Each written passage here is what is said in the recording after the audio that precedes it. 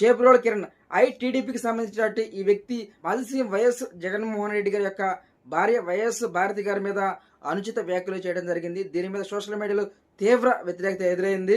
ఎందుకంటే ఇలా టీడీపీకి సంబంధించిన వ్యక్తి మరి మాజీ సీఎం భార్య గారిని ఇలా అనుచిత వ్యాఖ్యలు చేయడం సోషల్ మీడియాలో దుమారం రేపుతుంది. దానికి మరి కూటమి ప్రభుత్వం తగు చర్యలు తీసుకుని అతన్ని పార్టీ నుంచి సస్పెండ్ చేయడంతో పాటు మంగళగిరి కోర్టులో హాజరుపరిచారు.